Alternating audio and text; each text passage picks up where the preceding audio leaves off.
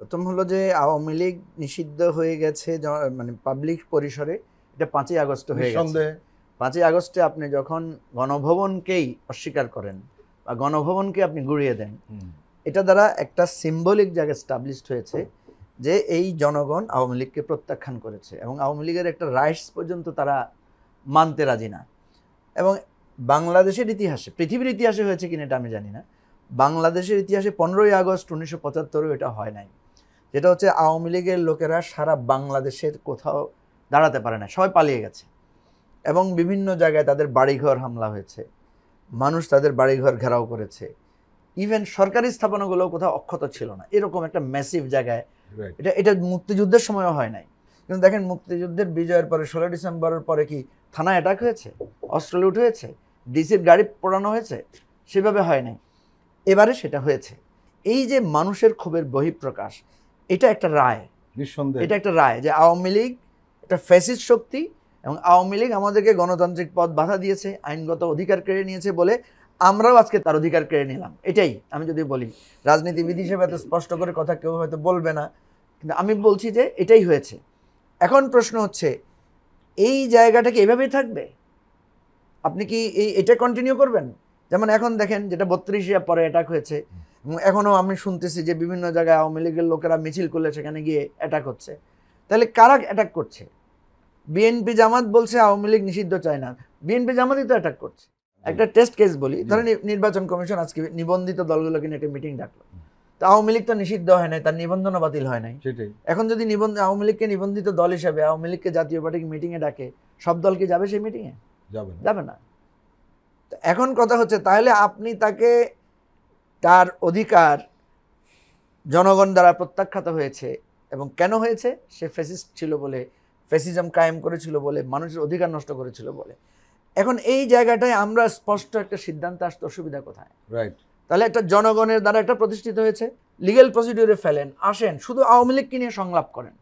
সবাই তো বলছে, দেখেন আওয়ামী লীগকে মারার জন্য, আওয়ামী লীগ অফিস ভাঙার জন্য বিএনপি তো, আমি জেলে ছিলাম 6 তারিখ, কিন্তু আমি এসে যখন তারেক রহমান সাহেবের বক্তব্য দেখলাম উনি জাতিকে শান্ত থাকতে বলেছেন, প্রতিহিংসা প্রতিশোধ পরায়ণতা করা যাবে না। জামাতের আমিরকেও দেখলাম খুব সুন্দর সুন্দর কথা বলছেন, কিন্তু তারপরে তো ওনাদের নেতাকর্মীরা তো ওনাদের কথা শুনেন নাই। ওনাদের নেতাকর্মীরাই তো জনগণ মিলিয়ে, সবাই মিলেই তো আওয়ামী লীগকে প্রতিরোধ করেছে। এখন প্রশ্ন হচ্ছে আপনি এটাকে আইনগত জায়গায় নিতে অসুবিধা কোথায়? দেখেন গত 15 বছর ধরে এই সরকার যেটা করেছে, সে জামাতকে বলছে স্বাধীনতা বিরোধী, জামাতকে বলছে সে মানে যুদ্ধ অপরাধ করেছে, কিন্তু জামাতকে সে নিষিদ্ধ করে নাই। কিন্তু লাস্টে এসে জামাতকে যেটা নিষিদ্ধ করেছে সেটা কিন্তু যুদ্ধ অপরাধের দায় না, স্বাধীনতা বিরোধিতার দায় না, সেটা সন্ত্রাসের অভিযোগ করেছে। অথচ জামাতের সন্ত্রাসের সাথে আপনি কোনো সম্পর্কই নাই যদি আমরা দেখি সেখানে।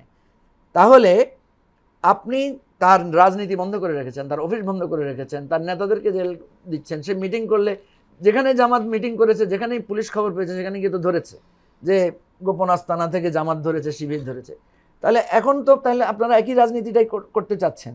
আওয়ামী লীগকে নিষিদ্ধ করবেন না, তার নিবন্ধনও বাতিল করবেন না, কিন্তু আওয়ামী লীগ রাস্তায় নামলে তাকে ধরবেন। আওয়ামী লীগ কোথাও মিছিল করতে চাইলে তাকে বলবেন যে ফেসিবাদ ধরছে।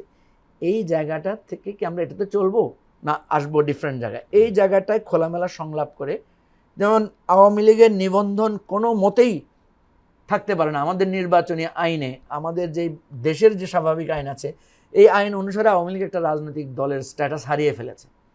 এখন আপনি আইনগতভাবে সেটা যাবেন কিনা? পৃথিবীর বিভিন্ন দেশে তো সন্ত্রাসী দল, মানবতা বিরোধী দলকে নিষিদ্ধ করার ঘটনা আছে, নাই তো তা না। আওয়ামী লীগ যে সন্ত্রাসবাদ করেছে, এরা তার 1000 ভাগের 1 ভাগও করে নাই ভাই। এই সমস্ত দল যেগুলোকে আপনি নিষিদ্ধ করেছেন সন্ত্রাসের দায়ে, আওয়ামী লীগ শুধু তার দলের নেতাই তো মেরেছে হাজার হাজার। এমন কোনো কাজ নাই আওয়ামী লীগ করে নাই। ধর্ষণ থেকে শুরু করে, লুটপাট থেকে শুরু করে, নির্বাচন ব্যবস্থা ধ্বংস করেছে। মুক্তিযুদ্ধের মৌলিক অঙ্গীকার, চেতনা বলে যেটা ছিল, দুমড়ে মুচড়ে তাকে মাটির সাথে মিশিয়ে দিয়েছে আওয়ামী লীগ। আওয়ামী লীগকে যদি 100 বারও নিষিদ্ধ করা হয়, তারপরে আওয়ামী লীগের অপরাধ হবে না ক্ষমা। এখন কথা হচ্ছে নীতিগত ব্যাপার। হ্যাঁ, বিদেশিরা কি বলছে আমরা শুনবো, বিদেশির সাথে কথা বলবো। তোমরাই তো নিষিদ্ধ করেছো দ্বিতীয় বিশ্বযুদ্ধের পরে, তারপরে যে সমস্ত ঘটনায় তোমরা নিষিদ্ধ করেছো, তোমরাই তো মানবাধিকারের কথা বলছো। তোমরাই তো বলছো যে তোমরা স্যাংশন দিবা, আওয়ামী লীগের বিরুদ্ধে স্যাংশন দেওয়ার কথা আমেরিকানরাই তো বলেছে, এবং দিয়েছিল তাদের কিছু লোকদের, দিয়েছিল তো তাদেরকে। তাহলে আওয়ামী লীগ তাতে স্যাংশন খাওয়া দলের যত ধরনের যোগ্যতা আছে সবটাই যোগ্যতা আছে আওয়ামী লীগের।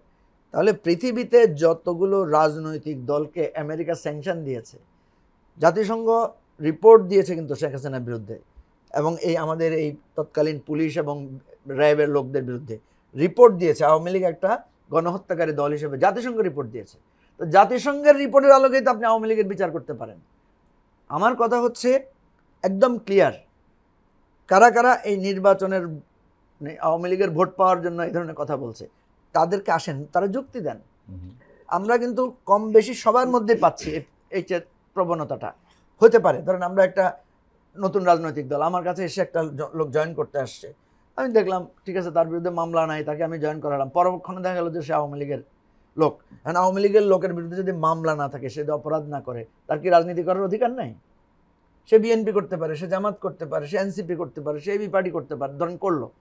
এখন কথা হচ্ছে আপনি তাকে নিষিদ্ধও করবেন না, আপনি তার নিবন্ধনও বাতিল করবেন না, আবার বলবেন যে এই লোক এই দলে গেল কেন? দুইটা তো কন্ট্রাডিক্টরি। সুতরাং এই সমস্ত জায়গায় একটা রিকনসিলিয়েশন প্রসেসে আমাদেরকে যাইতে হবে। কারা কারা অপরাধী এদের বিচার করো, কারা কারা অপরাধকে সমর্থন করেছে তাকে একটা আওতায় আনো, তাকে ক্ষমা স্বীকার করতে হবে। একটা আওয়ামী লীগের লোক ক্ষমা স্বীকার করেছে, ক্ষমা প্রার্থনা করেছে, ভুল স্বীকার করেছে।